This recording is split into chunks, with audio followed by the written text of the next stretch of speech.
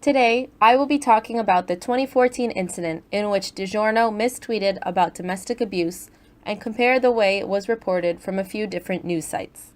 So, back in 2014, domestic abuse was big in the media following allegations of Ray Rice and how his wife refused to leave him even after his incident of domestic abuse.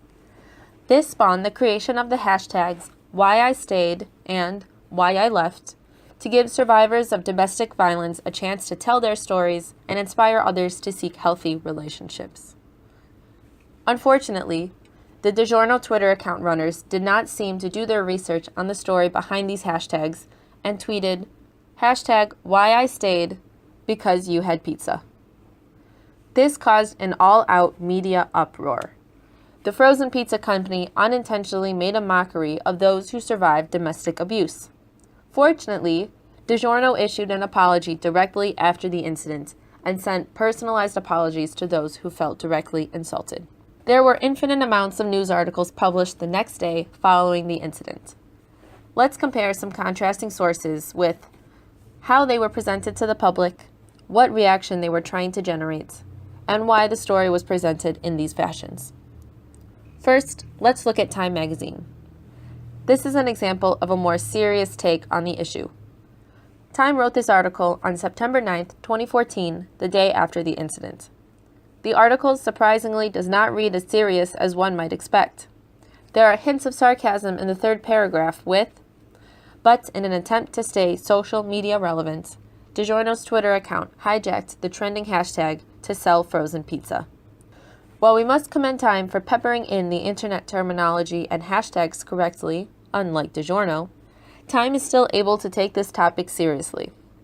Interestingly, this article points out how the DiGiorno Twitter account already exploits internet trends and hashtags and explores the possibility that this tweet mishap may have just been a failed attempt at humor.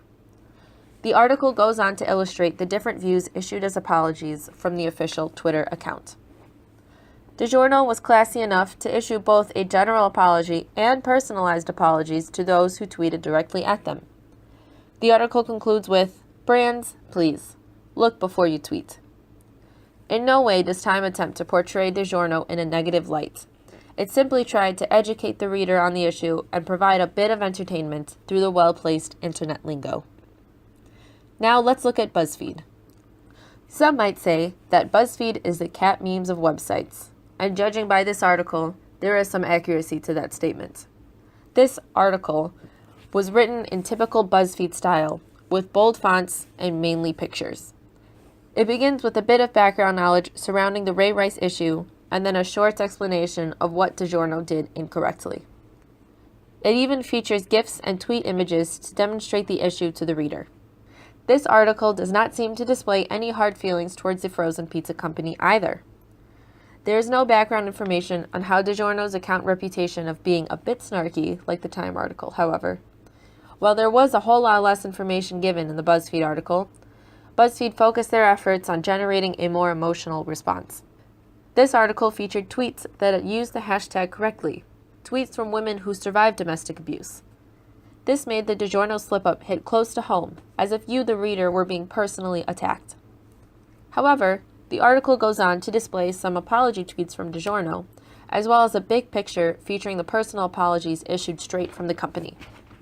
If anything, BuzzFeed is more accepting of what DiGiorno did, and reads as if there is a hidden agenda, to make readers appreciate how DiGiorno handled the PR nightmare.